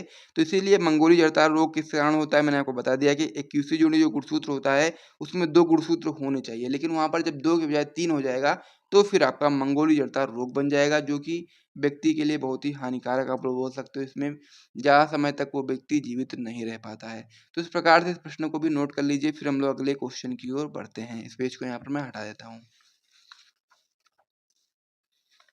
अगला प्रश्न आपका इसमें दिया गया है कि किसने पुष्टि की कि डीएनए एक आपका आनुवांशिक पदार्थ है। ये भी क्वेश्चन बहुत ही इंपॉर्टेंट है कि किसने इस बात का खंड कह सकते हैं कि इस बात को पुष्ट किया, या कह सकते हैं कि किसने इस बात का मतलब खोज की कि जो डीएनए है वो आपका एक आनुवांशिक पदार्थ है। तो ये क्वेश्चन आपके लिए इंपॉर्टेंट है, और यहाँ पर आपको याद रखना है कि अल्फ्रेड हर्शे व मार्था चेज ने मिल करके इस बात की पुष्टि की कि जो आपका डीएनए होता है वही आपका एक आनुवांशिक पदार्थ है, जो कि आपका एक पीढ़ी के लक्षणों को दूसरी पीढ़ी में ले जाने का कार्य करता है। तो इस प्रकार से ये चीज़ आपको यहाँ पर अच्छे ढंग से याद करनी है कि अल्फ्रेड हर्शे व मार्था चेज ने इस बात की पुष्टि करी थी कि डीएनए ही आपका एक आनुवंशिक पदार्थ है। हालांकि 19वीं शताब्दी से पहले के लोग मानते थे कि जो आपका प्रोटीन होता है वो आपका आनुवंशिक पदार्थ है, लेकिन फिर अल्फ्रेड हर्शे व मार्था चेज ने इस बात का पुष्ट किया कि डीएनए ही आपका एक आनुवंशिक पदार्थ है, और फिर हम लोग ये चीज़ जान पाए। तो चलिए अब हम लोग इस क्वेश्चन को भी नोट कर लीजिए आप लोग, फिर अगले क्वेश्चन की ओर बढ़ते हैं। अगला प्रश्न आपका इसमें दिया गया कि गुणसूत्रों का निर्माण होता है। तो यहाँ पर हम लोग को बताना है कि गुणसूत्रों का निर्माण किससे होता है, यूक्रोमैटिन से होता है या फिर हेट्रोक्रोमेटिन से होता है। तो यहाँ पर आपको याद रखना है कि जो गुणसूत्रों का निर्माण होता है वह यूक्रोमैटिन से भी होता है, हेट्रोक्रोमेटिन से भी होता है। तो इसीलिए आप लोग दोनों ए व बी पर सही टिक लगाएंगे, और यहाँ पर याद रखेंगे कि गुणसूत्रों का निर्माण यूक्रोमैटिन से भी होता है, हेट्रोमैटिन से भी होता है। इसे नोट कर लीजिए। फिर हम लोग अगले क्वेश्चन की ओर बढ़ते हैं। अगला प्रश्न आपका इसमें दिया गया है कि इनमें से निम्न में से कौन सा आरएनए का कार्य है। पहला ऑप्शन आपका इसमें दिया गया है, यह डीएनए से पॉलीपेप्टाइड का संश्लेषण कर रहे राइबोसोम तक आनुवांशिक सूचना का वाहक है। यानी कि जो आपका आरएनए है उसका एक कार्य ये भी है आपका कि डीएनए से जो पॉलीपेप्टाइड का संश्लेषण कर रहे राइबोसोम तक आनुवांशिक सूचना का वाहक है। दूसरा ऑप्शन आपका इसमें है कि यह राइबोसोम तक अमीनो अम्ल का वाहक है, ये भी आपका सही है। तीसरा ऑप्शन आपका है कि यह राइबोसोम का संरचनात्मक घटक है, ये भी आपका सही है। तो यहाँ पर तीनों कार्य जो हैं वो आपके आरएनए के हैं, तो इसीलिए आप बता सकते हैं कि उपरोक्त सभी यानी कि तीनों कार्य आपके आरएनए के हैं। तो इसीलिए आप लोग ऑप्शन नंबर डी पर सही टिक लगा लेंगे। फिर हम लोग अगले क्वेश्चन की ओर बढ़ेंगे। अगला प्रश्न आपका इसमें हो जाता है कि डीएनए और आरएनए में समानता हम लोग को बताना है। वैसे ये क्वेश्चन आपका जब लघु उत्तरीय में आएगा तो वहाँ पर पूछेगा कि डीएनए और आरएनए में अंतर बताइए, क्योंकि बहुत ही महत्वपूर्ण प्रश्न है। 3 नंबर या 2 नंबर में क्वेश्चन ज़रूर आएगा कि डीएनए और आरएनए में अंतर बताइए, तो उसे भी आप लोग तैयार मैं करवाऊँगा आपको जब लघु उत्तरीय का टॉपिक मैं स्टार्ट करूँगा, ठीक है? तो यहाँ पर डीएनए और आरएनए में हम लोग को समानता बताना है कि इन दोनों में क्या समानताएँ हैं। पहला ऑप्शन आपका इसमें दिया गया है दोनों न्यूक्लियोटाइड की पॉलीमर श्रृंखलाएँ, दूसरा आपका दिया गया दोनों में एक समान शर्करा पाई जाती है, तीसरा आपका दिया गया है दोनों एक समान पिरिमिडीन से युक्त होते हैं, चौथा आपका दिया गया है दोनों एकल पॉलीन्यूक्लियोटाइड श्रृंखलाओं के रूप में होते हैं। तो यहाँ पर जो याद करने वाली चीज़ है कि जो डीएनए और आरएनए में जो समानता होती है, वो यही होती है कि दोनों न्यूक्लियोटाइड की पॉलीमर श्रृंखलाएँ हैं। तो इसीलिए आप लोग पहले वाले ऑप्शन पर सही टिक लगा लीजिए, क्योंकि जब आप लोग सपोर्ट दिखाते हो तो और भी अच्छा लगता है इसी प्रकार से और भी महत्वपूर्ण वीडियोज़ को बनाने में। और साथ ही में इस प्रकार से लिखने में और वीडियोज़ को शूट करने में काफ़ी ज़्यादा समय लगता है, मेहनत लगता है। तो इतना उम्मीद तो मैं आपसे कर ही सकता हूँ कि आप लोग वीडियो को ज़रूर लाइक करेंगे। तो चलिए देखते हैं इसमें जो हमारा अगला प्रश्न हो जाता है आपका हो जाता है कि उत्परिवर्तनवाद दिया था, यानी कि उत्परिवर्तनवाद एक सिद्धांत है जिसको किसने प्रतिपादित किया था, ये चीज़ हमको इसमें बताना है। वेरी इंपॉर्टेंट क्वेश्चन ये आपका होता है। 2013 में, 17 में और 16 में 3 बार पूछा गया है।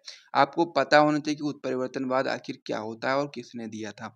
तो उत्परिवर्तनवाद के ऊपर यदि हम लोग बात करेंगे तो ये आपका एक क्वेश्चन जो है ये आपका दीर्घ उत्तरीय या फिर लघु उत्तरीय में प्रश्न बन सकता है। जब हम लोग क्वेश्चन करेंगे दीर्घ उत्तरीय वाला या फिर लघु उत्तरीय वाला, तो उसमें मैं आपको उत्परिवर्तनवाद के बारे में पूरा डिटेल में बताऊंगा। फिलहाल बहुविकल्पी में यही आएगा कि उत्परिवर्तनवाद किसने दिया था, तो आप लोग बताएंगे ह्यूगो डू व्रीज ने दिया था। तो इसीलिए आप लोग इस वाले ऑप्शन पर सही टिक लगा लीजिए और इसको अच्छे ढंग से याद कर लीजिए कि उत्परिवर्तनवाद किसने दिया था। बहुत ही महत्वपूर्ण प्रश्न है, आपके बोर्ड परीक्षा में आ सकता है, इसीलिए मैंने यहाँ पर लिखा है और ये आपकी बोर्ड एग्जाम में कई बार आया हुआ भी है। तो इसे आप लोग नोट कर लीजिए, याद कर लीजिए, फिर हम लोग अगले क्वेश्चन की ओर बढ़ते हैं। अगला प्रश्न आपका इसमें दिया गया कि ब्रह्मांड की उत्पत्ति से संबंधित बिग बैंग परिकल्पना किसने प्रतिपादित की, यानी कि ब्रह्मांड की उत्पत्ति से संबंधित बहुत सारी वैज्ञानिकों ने अपने अपने कह सकते हैं सिद्धांत प्रतिपादित किए। उसमें से एक सिद्धांत है आपका बिग बैंग परिकल्पना। ये किसने प्रतिपादित किया, ये चीज़ हमको इसमें बताना है। तो यहाँ पर आपको यहाँ पर याद रखना है कि आपका जो बिग बैंग परिकल्पना है यह आपका वैज्ञानिक जो थे उन्होंने प्रतिपादित किया था, कार्ट व लाप्लास ने इस परिकल्पना को प्रतिपादित किया था। तो इसीलिए आप लोग इस वाले क्वेश्चन को भी याद कर लीजिए अच्छे तरीके से, फिर हम लोग अगले क्वेश्चन की ओर बढ़ते हैं।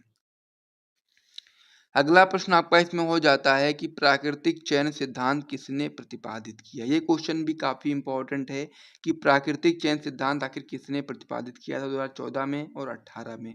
2 बार आपकी बोर्ड परीक्षा में क्वेश्चन आया हुआ भी है, तो आपको याद रहना चाहिए कि प्राकृतिक चयन सिद्धांत किसने प्रतिपादित किया था और प्राकृतिक चयन सिद्धांत की परिभाषा भी आपको पता होनी चाहिए, जो कि हम आगे बताएंगे आपको। तो यहाँ पर यदि हम लोग बात करेंगे कि किसने प्रतिपादित किया, तो आप लोग यहाँ पर बताएंगे कि प्राकृतिक चयन सिद्धांत डार्विन ने प्रतिपादित किया था। तो इसीलिए आप लोग इस वाले ऑप्शन पर सही टिक लगाएंगे और साथ ही में जिसको भी इसका आंसर पहले से पता था वो लोग कमेंट करके बताइएगा। और साथ ही में यदि आप लोगों को नहीं पता था तो भी आप लोग साथ ही साथ में हमारे कमेंट बॉक्स में कमेंट करते हुए चलो हर एक क्वेश्चन का उत्तर, ताकि आप लोगों के क्वेश्चन याद होते रहें और आप लोग अपने बोर्ड एग्जाम में अच्छा स्कोर कर पाओ। तो चलो अब हम लोग अगले क्वेश्चन की ओर बढ़ते हैं। अगला प्रश्न आपका इसमें दिया गया है कि जातियों की उत्पत्ति पुस्तक किसने लिखी थी। एक आपकी बुक है जिसका नाम है जातियों की उत्पत्ति। तो इस बुक का कह सकते हैं किसने लिखा था, ये चीज़ हमको इसमें बताना है। तो डार्विन जो है आपका ये सही आंसर होता है। तो डार्विन ने ही जातियों की उत्पत्ति पुस्तक लिखी है। तो इसीलिए आप लोग इस वाले ऑप्शन पर सही टिक लगाओगे, अच्छे तरीके से याद कर लोगे, क्वेश्चन भी आपके बोर्ड एग्जाम में बन सकता है, इसीलिए यहाँ पर लिखा गया है। जितने भी क्वेश्चन यहाँ पर बताए जा रहे हैं सभी आपके बोर्ड एग्जाम में बन सकते हैं, इसी वजह से यहाँ पर बताए जा रहे हैं। सारे आपके महत्वपूर्ण प्रश्न हैं। तो इसे आप लोग नोट करिए, अगले क्वेश्चन की ओर फिर हम लोग बढ़ते हैं। अगला प्रश्न आपका इसमें दिया गया है कि आधुनिक मानव का निकट संबंधी है, यानी कि जो हम लोग हैं आजकल के जो मानव है उसको हम लोग क्या बोलेंगे, आधुनिक मानव बोलेंगे। और आधुनिक मानव का जो सबसे निकट है, सबसे निकट जीव माना जाता है वो आपका चिंपैंजी होता है, क्योंकि आप लोग जानते हैं कि ये हमारे पूर्वज, आप लोग इनको मान सकते हो, इन्हीं से हमारे लोग का विकास हुआ है। और आधुनिक मानव का विकास इसी प्रकार से हुआ, कपि से। कपि हमारे पूर्वज हैं, जिस प्रकार से हमें धीरे-धीरे करके हमारा विकास होता चला गया और हम एक आधुनिक मानव के रूप में हो चुके हैं। और चिंपैंजी जो आपका होता है वो आधुनिक मानव का सबसे निकट संबंधी माना जाता है। तो इसीलिए आप लोग इस वाले ऑप्शन पर सही टिक लगाइएगा, फिर हम लोग अगले क्वेश्चन की ओर बढ़ते हैं। अगला प्रश्न आपका होता है डार्विन की फिंचे उदाहरण। ये क्वेश्चन भी आपका इंपॉर्टेंट है एनसीईआरटी का कि डार्विन की जो फिंचें हैं वो किसका उदाहरण है। तो यहाँ पर ऑप्शन आपके दिए गए हैं अनुकूली अभिसरण का, अनुवांशिक अपवाहन का, या फिर अनुकूली विकर्ण का, या फिर इनमें से कोई नहीं। तो यहाँ पर सबसे पहले आपको क्वेश्चन को पढ़ना है, याद कर लेना है कि डार्विन की फिंचें जो उदाहरण है आपका, वो आपका अनुकूली विकर्ण का है। ठीक है, क्या है? अनुकूली विकर्ण का है। तो इसको भी अच्छे ढंग से याद कर लीजिए। फिर हम लोग अगले पेज पर बढ़ते हैं। और साथ ही में यदि आपको वीडियो पसंद आ रहा है तो लाइक और सब्सक्राइब करना बिल्कुल भी मत भूला करो, क्योंकि आप लोगों के सपोर्ट से ये सारी चीज़ें हो पा रही हैं। तो इसलिए आप लोग सपोर्ट दिखाते रहो और वीडियो को लाइक और चैनल को सब्सक्राइब जरूर कर दिया करो। यदि आप लोग वीडियो को देखते हो तो 1 सेकंड भी नहीं लगता है आपको वीडियो को लाइक करने में, तो लाइक कर दिया करो, कंजूसी मत किया करो, क्योंकि आप लोग के सपोर्ट से ही अच्छा लगता है इसी प्रकार की और भी महत्वपूर्ण वीडियोस को बनाने में। अगला प्रश्न आपका इसमें हो जाता है कि टाइफाइड के रोग जनक का नाम। ये क्वेश्चन बहुत महत्वपूर्ण है, आपको याद होना चाहिए कि टाइफाइड के रोग जनक का आखिर क्या नाम है। काफ़ी इंपॉर्टेंट प्रश्न है और ये क्वेश्चन आपकी बोर्ड एग्जाम में अक्सर बन ही जाता है। तो याद रखेंगे आप लोग कि टाइफाइड के रोग जनक का नाम होता है साल्मोनेला टाइफी। क्या नाम होता है आपका? Salmonella typhi. इसको भी आप लोग अच्छे ढंग से याद करेंगे और महत्वपूर्ण प्रश्न है, तो इसे आप बिल्कुल भी स्किप मत करिएगा। अगला प्रश्न आपका इसमें होता है कि विषाणु का आनुवंशिक पदार्थ है। तो यहाँ पर यदि हम मनुष्य की बात करेंगे तो उसमें केवल डीएनए होता है, लेकिन जब विषाणु की बात हो रही होगी तो विषाणु का जो आनुवंशिक पदार्थ है वो डीएनए भी हो सकता है, आरएनए भी हो सकता है। तो इसलिए आप लोग याद रखेंगे कि जो विषाणु होता है उसका आनुवंशिक पदार्थ आरएनए भी हो सकता है और डीएनए भी हो सकता है। तो इस वाले ऑप्शन पर आप लोग सही टिक लगा देंगे। फिर हम लोग अगले क्वेश्चन की ओर बढ़ेंगे। अगला प्रश्न आपका इसमें दिया गया है चिकनगुनिया रोग का संचरण किसके द्वारा होता है। क्वेश्चन भी काफी इंपॉर्टेंट है, एनसीईआरटी का 2023 में आया हुआ भी है कि चिकनगुनिया रोग आखिर किसके संचरण के द्वारा होता है। ऑप्शन आपके हैं घरेलू मक्खी, काकरोच, एडीज मच्छर, या फिर मादा एनाफ्लीज। तो यहाँ पर आपको याद रखना है कि जो एडीज मच्छर होता है उससे चिकनगुनिया रोग का संक्रमण होता है। तो इस प्रकार से इसे भी याद कर लीजिए। फिर हम लोग अगले क्वेश्चन की ओर बढ़ते हैं। अगला प्रश्न आपका इसमें दिया गया है विडाल परीक्षण किस बीमारी की जांच में उपयोग किया जाता है। तो विडाल परीक्षण एक टेस्ट है जिसमें हम लोग किसी बीमारी का पता लगाने के लिए करते हैं। तो कौन सी है वो बीमारी जिसमें हम लोग विडाल परीक्षण का उपयोग करते हैं, जिससे हमको पता चलता है कि वो बीमारी है या नहीं है। ये क्वेश्चन काफी इंपॉर्टेंट है, 2022 और 23 में 2 बार बोर्ड परीक्षा में क्वेश्चन आया हुआ है, 20, 22, 23 में। तो यहाँ पर याद रखना है कि विडाल परीक्षण जो आपका होता है वो आपका टाइफाइड रोग की जांच के लिए किया जाता है। और जब विडाल परीक्षण हम लोग करते हैं तो उससे हम लोग को पता चलता है कि टाइफाइड है या फिर नहीं है। तो इस क्वेश्चन को भी आप लोग अच्छे ढंग से याद कर लीजिए। फिर हम लोग अगले क्वेश्चन की ओर बढ़ते हैं। और अगला क्वेश्चन बहुत ही महत्वपूर्ण है कि डेंगू बुखार का वाहक है। तो डेंगू बुखार का कौन सा मच्छर जो वाहक होता है वो चीज हमको बताना है। पहला आपका एडीज मच्छर, एनाफ्लीज, क्यूलेक्स, इनमें से कोई नहीं। तो डेंगू बुखार का जो वाहक होता है आपका एडीज मच्छर होता है, इसको भी याद कर लीजिए और कमेंट बॉक्स में अभी के अभी कमेंट कर दीजिए। और यदि आपको पहले से आंसर पता था तो वो भी आप लोग कमेंट करके बता सकते हैं। तो इस प्रकार से डेंगू बुखार का वाहक कौन है? एडीज मच्छर। इसको आप लोग याद कर लीजिए, नोट कर लीजिए। फिर हम लोग अगले क्वेश्चन की ओर बढ़ते हैं। अगला प्रश्न आपका इसमें हो जाता है कि विषाणु संक्रमण से बचने के लिए शरीर निम्नलिखित में से किस विशेष प्रोटीन को उत्पन्न करता है। यानी कि हम लोग को इसमें बताना है कि विषाणु जो संक्रमण होता है, विषाणु संक्रमण से बचने के लिए जो हमारा शरीर होता है वो इनमें से कौन सा प्रोटीन को उत्पन्न करता है। पहला ऑप्शन आपका इसमें दिया गया है इंटरफेरॉन, दूसरा आपका देगा हिस्टामिन, तीसरा आपका देगा कोलोस्ट्रम, चौथा आपका देगा सेरोटीन। तो यहाँ पर आपको अच्छे ढंग से याद करना है कि विषाणु संक्रमण से बचने के लिए जो हमारा शरीर होता है वो एक विशेष प्रकार का प्रोटीन उत्पन्न करता है जो कि आपका होता है इंटरफेरान। तो इंटरफेरान पर आप लोग सही टिक लगाएंगे और अच्छे तरीके से याद कर लेंगे कि विषाणु संक्रमण से बचने के लिए हमारा शरीर इंटरफेरान प्रोटीन को उत्पन्न करता है। तो इस प्रकार से क्वेश्चन भी अगर कंप्लीट हो गया तो यहाँ का हो जाता है कि सर्वप्रथम खोजी गई एंटीबायोटिक है। क्या है आपका एंटीबायोटिक क्या है, ये चीज हमको इसमें बताना है। ये बहुत ही इंपॉर्टेंट प्रश्न होता है और आपकी बोर्ड परीक्षा में क्वेश्चन आ सकता है कि सर्वप्रथम खोजी गई जो आपकी एंटीबायोटिक है वो आपकी कौन सी है, यानी कि एंटीबायोटिक आपकी कौन सी है। पहला ऑप्शन आपका इसमें पेनिसिलिन रहेगा इसी प्रकार से, दूसरा आपका रहेगा एरिथ्रोमाइसिन, फिर आपका रहेगा एम्फोटेरिसिन और साथ ही में चौथा आपका रहेगा क्लोरोरेम्फेनिकॉल। ठीक है, इस प्रकार से आपके सामने 4 ऑप्शन दिए रहेंगे, उसमें से आपको सही ऑप्शन पर सही टिक लगाना। आपको पता होना चाहिए कि सर्वप्रथम खोजी गई एंटीबायोटिक का नाम क्या है। तो यहाँ पर आप लोग अच्छे तरीके से याद कर लीजिए कि सर्वप्रथम खोजी गई जो आपकी एंटीबायोटिक है वो आपकी पेनिसिलिन होती है, इसीलिए आप लोग पेनिसिलिन पर सही टिक लगा देंगे। फिर हम लोग अगले क्वेश्चन की ओर बढ़ेंगे। अगला प्रश्न आपका इसमें होता है कि शर्करा से अल्कोहल का उत्पादन करने वाला कवक, यानी कि शर्करा से अल्कोहल का उत्पादन करने वाला जो कवक है उसका नाम हम लोग को बताना है। ये भी आपका इंपॉर्टेंट प्रश्न है। और यदि आप लोग इन सारे प्रश्नों का आंसर पहले से आपको पता था तो आप लोग ईमानदारी से कमेंट बॉक्स में कमेंट करके बताइएगा। और यदि नहीं भी पता तो आप लोग हर एक क्वेश्चन का आंसर कमेंट बॉक्स में हमारे साथ साथ कमेंट करते हुए चलिए, ताकि क्या होगा, आपको ये क्वेश्चन के आंसर याद होते रहेंगे। क्योंकि यहाँ पर ऑप्शन तो आपके सामने 4 रहेंगे, लेकिन यदि आप लोग उसको याद करे रहोगे तो आपको कंफर्म ऑप्शन पता होगा, तभी आप लोग ने बोर्ड एग्जाम में अच्छा स्कोर कर पाओगे। तो शर्करा से अल्कोहल का उत्पादन करने वाला जो कवक होता है वो आपका ईस्ट होता है, इसीलिए आप लोग इस वाले ऑप्शन पर सही टिक लगा लेंगे। फिर हम लोग अगले क्वेश्चन की ओर बढ़ेंगे। अब जैसे कि इसमें हमने इससे पहले जो क्वेश्चन किया था कि सर्वप्रथम खोजी गई एंटीबायोटिक है, उसका नाम हम लोग को बताना था। उसके बाद में ये क्वेश्चन इस प्रकार से भी आ सकता है कि पेनिसिलिन की खोज, यानी कि जो आपकी एंटीबायोटिक है जो सर्वप्रथम खोजी गई थी, इसकी खोज किसने करी थी। तो ये क्वेश्चन भी आपके बोर्ड परीक्षा में बन सकता है, इसीलिए इसको भी मैंने आगे लिख दिया है। और ये क्वेश्चन है कि बोर्ड परीक्षा में बहुविकल्पी के साथ साथ अति लघु में भी आ सकता है कि सर्वप्रथम खोजी गई एंटीबायोटिक का नाम लिखिए और साथ ही में उसकी किसने खोज करी थी वो भी बताइए। तो यहाँ पर आपके जो पेनिसिलिन की खोज किसने की थी, इस प्रकार से क्वेश्चन रहेगा। और यहाँ पर वैज्ञानिकों के नाम लिखे रहेंगे, जैसे कि बीजमान, स्मिथ, फ्लेमिंग, आर्बर। तो इस प्रकार से आपको यहाँ पर याद रखना है कि पेनिसिलिन की खोज किसने की थी, तो आप लोग बताएंगे फ्लेमिंग ने की थी। तो इसलिए आप लोग इस वाले ऑप्शन पर सही टिक लगाइएगा। फिर हम लोग अगले क्वेश्चन की ओर बढ़ते हैं, और साथ ही में आप लोग साथ में कमेंट करते हुए जरूर चलिएगा इन प्रश्नों के आंसर्स को। हम लोग अगले क्वेश्चन की ओर बढ़ते हैं। अगला प्रश्न आपका इसमें दिया गया है कि निम्नलिखित में से कौन पादपों के साथ सहजीवी संबंध स्थापित करता है। ये क्वेश्चन भी आपका इम्पोर्टेंट है कि कौन सा पादप जो आपका कह सकते हैं कि पादपों के साथ, इनमें से कुछ जो आपके दिए गए हैं वो आपके कौन से हैं जो कि आपके पादपों के साथ सहजीवी संबंध स्थापित करते हैं। जैसे कि आपका हो गया राइजोबियम, माइकोराइजा, नास्टाक या फिर ए व बी दोनों। तो यहाँ पर ये क्वेश्चन भी आपका इंपॉर्टेंट है सहजीवी संबंध के ऊपर, जो कि हम लोग अति लघु में करेंगे, वो भी आपके बोर्ड परीक्षा में आ सकता है। तो जो हम लोग उसको करवाएंगे तो आपको वहां पर बताया जाएगा। लेकिन निम्नलिखित में से कौन पादपों के साथ सहजीवी संबंध स्थापित करता है, तो आपको यहाँ पर याद रखना है कि राइजोबियम भी स्थापित करता है और माइकोराइजा भी करता है। तो ए व बी दोनों आपके सही ऑप्शन हो जाएंगे। तो इसीलिए आप लोग इस वाले पर सही टिक लगाएंगे, डी वाले पर, कि ए व बी दोनों आपके कह सकते हैं कि पादपों के साथ सहजीवी संबंध स्थापित करते हैं।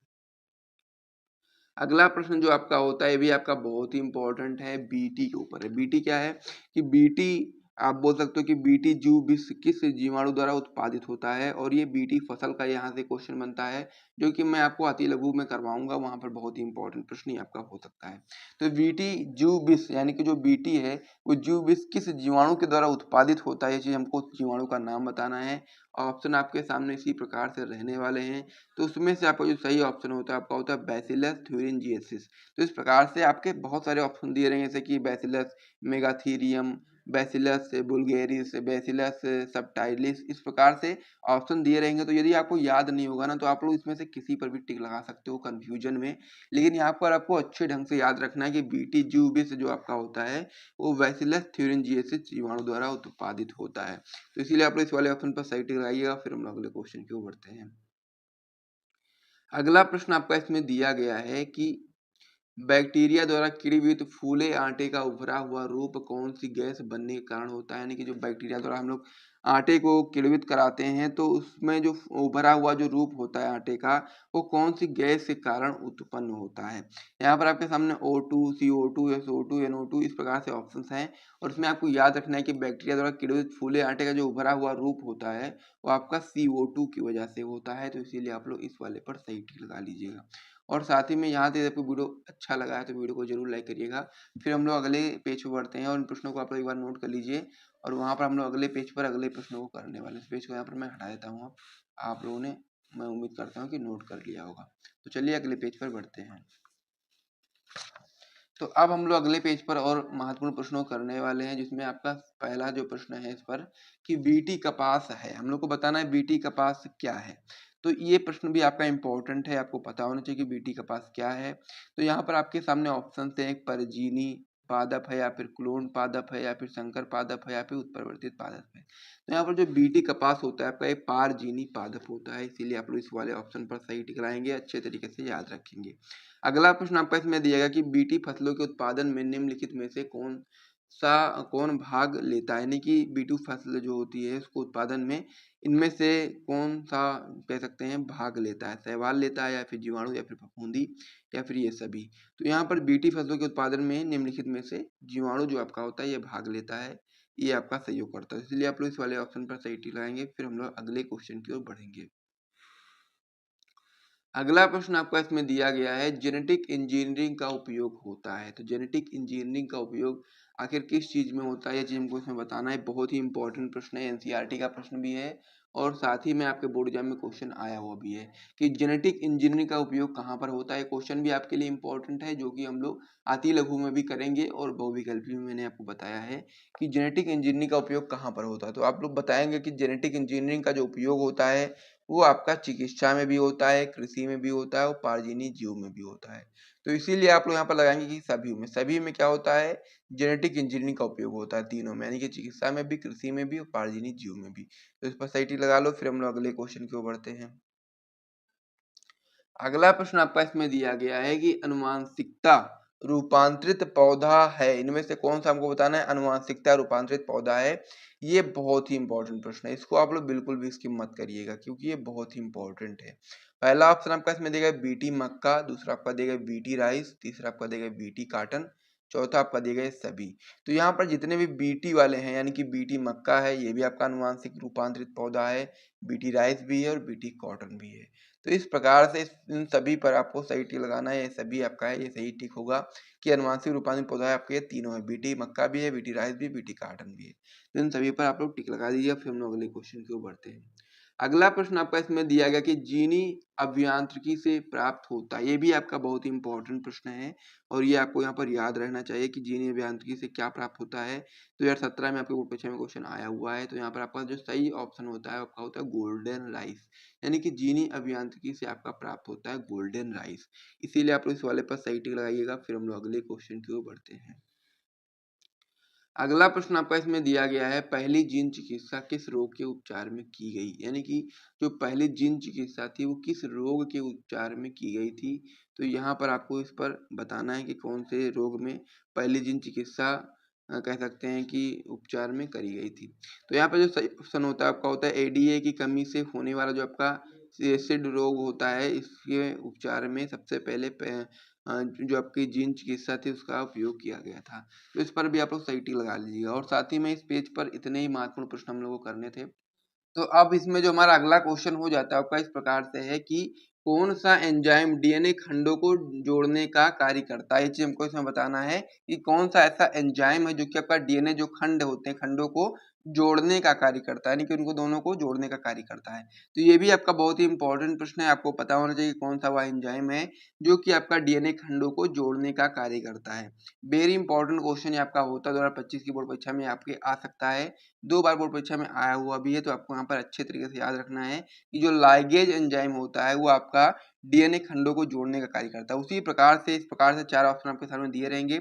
अब चारों ऑप्शंस में आपको बिल्कुल भी कंफ्यूज नहीं होना है, जब आप लोग अच्छे तरीके से याद करे रहोगे तभी आपको ये चीजें पता होंगी कौन सा एंजाइम आपका डीएनए खंडों को जोड़ने का कार्य करता है और कौन सा एंजाइम डीएनए को काटने का कार्य करता है। ये चीज भी आपका इंपॉर्टेंट है, तो आगे आइए उसको समझते हैं। तो इसको आप लोग याद कर लीजिए कौन सा एंजाइम डीएनए खंडों को जोड़ने का कार्य करता है, तो आप बताएंगे लाइगेज, इसको आप लोग याद कर लीजिएगा। अब यहाँ पर जोड़ने का कार्य तो आपको मैंने बता दिया, अब डीएनए को काटने का कौन सा कार्य करता है, कौन सा एंजाइम, उसके बारे में आइए समझ लेते हैं। तो अगला प्रश्न आपका इसी से रिलेटेड है कि डीएनए का रासायनिक चाकू, यानी कि डीएनए को काटने का जो कार्य करता है कौन सा एंजाइम होता है। तो इस प्रकार से क्वेश्चन भी आपका इंपॉर्टेंट है, 2 बार आपकी बोर्ड परीक्षा में आया हुआ है।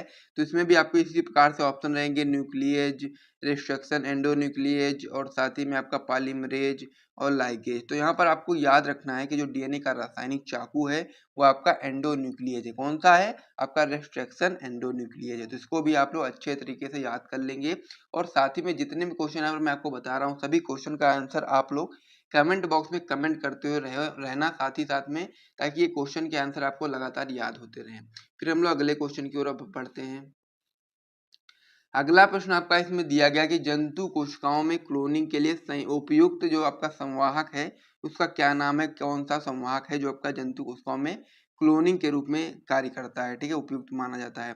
तो ये भी क्वेश्चन आपका इंपॉर्टेंट है। इस प्रकार से आपके ऑप्शंस हैं कि SU40, PBR 327, PBR 322 या फिर PUC।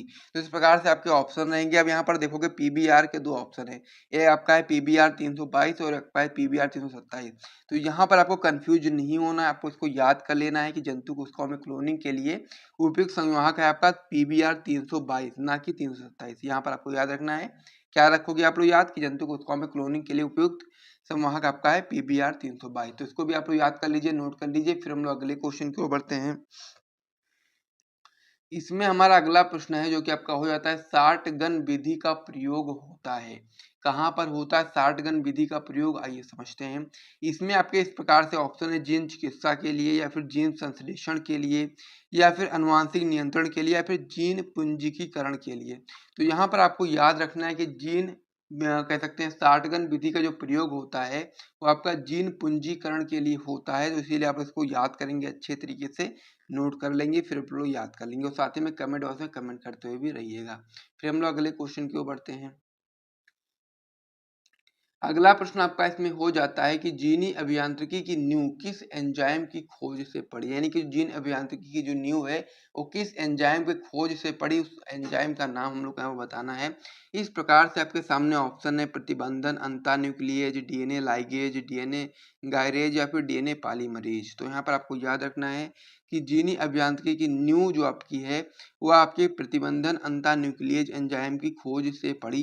तो इसलिए इस वाले क्वेश्चन को, इस वाले ऑप्शन को याद कर लीजिए, नोट कर लीजिए और साथ ही में कमेंट बॉक्स में कमेंट कर दीजिए। फिर हम लोग अगले क्वेश्चन की ओर बढ़ते हैं। अगला प्रश्न आपका इसमें हो जाता है कि प्लाज्मिड निम्नलिखित में से किन कोशिकाओं में पाए जाते हैं। अब यहाँ पर कुछ कोशिकाएं दी गई हैं जिसमें हमको बताना है कि प्लाज्मिड किस कोशिकाओं में पाए जाते हैं। पहला आपका जीवाणु कोशिका, दूसरा आपका पादप कोशिका, तीसरा आपका जंतु कोशिका या फिर कोई नहीं। तो यहाँ पर इसी प्रकार से ऑप्शन रहेंगे, आपको याद रहेगा तभी आप लोग लगा पाओगे जीवाणु कोशिका के ऊपर। तो इसीलिए आप लोग याद कर लीजिए कि प्लाज्मिड जो आपका होता है वो आपका जीवाणु कोशिकाओं में पाए जाते हैं। तो इस पर आप लोग सही टिक लगा लीजिए, याद कर लीजिए। फिर हम लोग अगले क्वेश्चन की ओर बढ़ते हैं, यानी कि नेक्स्ट पेज पर बढ़ते हैं। और साथ ही में इस पेज पर जितने प्रश्न मैंने आपको करवाए हैं, यदि आपको उन सभी प्रश्नों का आंसर पता है तो आप लोग कमेंट करके बताइएगा। और अगर आपको कितने भी, यानी कि अगर 3-4 के भी पता है तो भी आप लोग कमेंट करिएगा, और नहीं भी पता है तो अभी आप लोग कमेंट करके बताइएगा। और साथ ही में हर एक क्वेश्चन का आंसर आप लोग कमेंट करते हुए चलिएगा साथ साथ में, ताकि हर एक क्वेश्चन आपका तुरंत के तुरंत तैयार होता रहे। फिर हम लोग अगले पेज पर बढ़ते हैं और प्रश्नों को देखते हैं। इस पेज को यहाँ पर मैं हटाता हूँ। मैं उम्मीद करता हूँ कि आप लोगों ने इसे नोट कर लिया होगा। तो चलिए अगले पेज पर बढ़ जाते हैं। तो अब हमारा इसमें जो अगला क्वेश्चन हो जाता है वो आपका क्या हो जाता है ये देखते हैं। तो इसमें आपका अगला क्वेश्चन है पारिस्थितिक तंत्र से संबंधित भारतीय वैज्ञानिक है। ये बहुत ही इंपॉर्टेंट क्वेश्चन है कि पारिस्थितिक तंत्र से संबंधित भारतीय वैज्ञानिक का नाम क्या है। आपके सामने इसी प्रकार से 3-4 भारतीय वैज्ञानिकों के नाम लिखे रहेंगे, जैसे कि रामदेव मिश्रा, बीरबल साहनी, केसी मेहता, राम उदार। अब इसमें आपको कंफ्यूज नहीं होना, तो आपको इसको याद करना पड़ेगा कि पारिस्थितिक तंत्र से संबंधित जो आपके भारतीय वैज्ञानिक हैं वो आपके रामदेव मिश्रा जी हैं। तो इसीलिए आप लोग इस पर सही टिक लगाएंगे और याद करेंगे अच्छे तरीके से। बहुत ही इंपॉर्टेंट प्रश्न है, बिल्कुल भी इसकी मत करना, ठीक है। फिर हम लोग अगले क्वेश्चन की ओर बढ़ते हैं। अगला प्रश्न आपका इसमें दिया गया है कि पारिस्थितिकी सिद्धांत को प्रतिपादित करने वाले वैज्ञानिक का नाम बताएं। यानी कि सबसे पहले क्या क्वेश्चन था कि पारिस्थितिक तंत्र से संबंधित भारतीय वैज्ञानिक का नाम, तो भारतीय वैज्ञानिक कौन से हैं, रामदेव मिश्रा हैं। और यहाँ पर पूछा गया कि पारिस्थितिक सिद्धांत को प्रतिपादित करने वाले वैज्ञानिक का क्या नाम है। तो यहाँ पर आपके सामने ऑप्शन है JD Watson, AG Tansley, KR spore या फिर FH क्रिक। इस प्रकार से आपके ऑप्शन रहेंगे और आपको यहाँ पर याद रखना है कि पारिस्थितिकी सिद्धांत को प्रतिपादित करने वाले वैज्ञानिक का नाम है वो आपका है AG टेंसले। तो इस पर आप लोग सही टिक लगाइएगा। और यहाँ पर आपको याद रखना कि भारतीय की जब बात होगी यहाँ पर पारिस्थितिकी से संबंधित भारतीय वैज्ञानिक के बारे में, तो आप लोग रामदेव मिश्रा पर सही टिक लगाएंगे। और यहाँ पर जब सिद्धांत को प्रतिपादित किसने किया इस वैज्ञानिक का नाम पूछा जाएगा, तो वहाँ पर आप लोग AG टेंसले लगा दोगे। फिर हम लोग अगले क्वेश्चन की ओर बढ़ते हैं। अगला प्रश्न आपका इसमें दिया गया है इकोटॉन है। तो इकोटॉन क्या है आइए समझते हैं। पहला ऑप्शन आपका देगा प्रदूषित क्षेत्र है, या फिर किसी झील का तल है, या फिर दो समुदायों के सम्मिश्रण का स्थल है, या फिर एक समुदाय के विकास क्षेत्र है। तो यहाँ पर याद रखना है कि जब दो समुदाय आपस में मिलते हैं, यानी कि उनके मिलने से जो सम्मिश्रण का स्थल बनता है, वही आपका इकोटोन कहलाता है। क्या होता है? दो समुदायों का जो आपका होता है, उस सम्मिश्रण का स्थल ही आपका इकोटोन कहलाता है। तो इसीलिए आप लोग इस वाले पर सही टिक लगा लीजिएगा। एनसीईआरटी की एग्जाम्पल का क्वेश्चन आपकी बोर्ड परीक्षा में आ सकता है, तो इसे आप लोग याद कर लीजिए। फिर हम लोग अगले क्वेश्चन की ओर बढ़ते हैं। अगला प्रश्न आपका इसमें दिया गया की स्टोन प्रजातियां वातावरण में क्या चीज करती हैं, ये चीज हमको समझना है। तो की स्टोन जो प्रजातियां होती हैं वो वातावरण में परिवर्तन लाती हैं, स्थिरता लाती हैं और अधिक प्रभाव रखती हैं। तो ये चीज आपको याद रखना है कि जो की स्टोन प्रजातियां होती हैं वे वातावरण में आपके परिवर्तन लाएंगी, स्थिरता लाएंगी और साथ ही में अधिक प्रभाव रखती हैं वातावरण में। तो ये सभी जो ऑप्शन है सही है, इसलिए आप लोग इस वाले पर सही टिक लगा दीजिएगा, ये सभी पर। फिर हम लोग अगले क्वेश्चन की ओर बढ़ेंगे। अगला प्रश्न आपका इसमें दिया गया कि लाइकेन्स में फंगस तंतु पोषण प्राप्त करते हैं। तो लाइकेन्स में जो फंगस तंतु होते हैं पोषण कहाँ से प्राप्त करते हैं, हमको इसमें बताना है। तो यहाँ पर आपके ऑप्शन है शैवालों से, या फिर वायु से, मिट्टी के कार्बनिक पदार्थों से, ऐसे कोई नहीं। तो यहाँ पर आपको याद रखना है कि शैवालों से आपका पोषण प्रदान करते हैं, तो इसलिए आप लोग शैवालों पर सही टिक लगा देंगे। फिर हम लोग अगले क्वेश्चन की ओर बढ़ेंगे। अगला प्रश्न आपका इसमें दिया गया कि जीव तथा उसके वातावरण के पारस्परिक संबंधों का अध्ययन क्या कहलाता है। तो यहाँ पर आपको याद रखना है कि जीव तथा उसके वातावरण के पारस्परिक जो संबंध है उसका जब हम लोग अध्ययन करते हैं तो आपका पारिस्थितिकी कहलाता है। तो इसीलिए आप लोग पारिस्थितिकी पर सही टिक लगा दीजिएगा, अच्छे तरीके से याद कर लीजिएगा। तो इसमें खाद्य श्रृंखला की आधारभूत इकाई है, तो ये क्वेश्चन काफी इंपॉर्टेंट है, आपको पता होना चाहिए कि खाद्य श्रृंखला की आधारभूत इकाई क्या है। जितने भी लोग को इन सारे प्रश्नों को कह सकते हैं क्वेश्चन का जो आंसर है पहले से पता है, वो लोग कमेंट करके जरूर बताइएगा। जिसको भी नहीं भी पता है वो लोग भी क्वेश्चन का आंसर साथ साथ में कमेंट करते हुए चलिएगा। तो खाद्य श्रृंखला की जो आधारभूत इकाई है वो आपकी उत्पादक होती है। तो इसीलिए आप लोग पहले वाले ऑप्शन पर सही टिक लगा दीजिएगा, अच्छे तरीके से याद कर लीजिएगा कि खाद्य श्रृंखला की जो आधारभूत इकाई होती है वो आपका उत्पादक होता है। तो इसीलिए आप लोग उत्पादक पर सही टिक लगा दीजिए। फिर हम लोग अगले क्वेश्चन की ओर बढ़ते हैं। अगला प्रश्न आपका इसमें दिया गया कि पारिस्थितिक तंत्र में ऊर्जा प्रवाह होता है। तो हम लोग को बताना है कि जो पारिस्थितिक तंत्र होता है उसमें ऊर्जा प्रवाह किस प्रकार का होता है, बहुदिशीय होता है, या फिर द्विदिशीय होता है, फिर एक दिशीय होता है, फिर ये सभी होता है। तो यहाँ पर आपको अच्छे तरीके से याद करना है कि जो पारिस्थितिक तंत्र होता है इसमें जो ऊर्जा का प्रवाह होता है वो आपका एक दिशीय होता है, यानी कि एक दिशा में होता है। तो इसीलिए आप लोग यहाँ पर याद रखेंगे कि पारिस्थितिक तंत्र में ऊर्जा प्रवाह जो आपका होता है वो आपका एक दिशीय होता है। तो इसीलिए आप लोग ऑप्शन नंबर बी पर सही टिक लगा लीजिएगा। फिर हम लोग अगले क्वेश्चन की ओर बढ़ते हैं। अगला प्रश्न आपका इसमें हो जाता है कि तालाब के पानी में जैव निम्नीकरण से जुड़े सूक्ष्म जीव किस गैस का उपयोग करते हैं। यानी कि जो तालाब का पानी होता है उसमें जो जैव निम्नीकरण से जो जुड़े आपके जो सूक्ष्म जीव होते हैं वो किस गैस का उपयोग करते हैं। नाइट्रोजन का गैस का उपयोग करते हैं, फिर कार्बन डाइऑक्साइड का, या फिर हाइड्रोजन का, या फिर ऑक्सीजन का। तो आपको यहाँ पर अच्छे तरीके से याद कर लेना है कि तालाब के पानी में जैव निम्नीकरण से जुड़े सूक्ष्मजीव जो आपके होते हैं वो आपके ऑक्सीजन गैस का प्रयोग करते हैं। ये क्वेश्चन भी आपका इंपॉर्टेंट है और आपकी बोर्ड परीक्षा में आ सकता है, इसीलिए मैंने इस प्रश्न को भी यहाँ पर करवा दिया है। फिर हम लोग अगले क्वेश्चन की ओर बढ़ते हैं।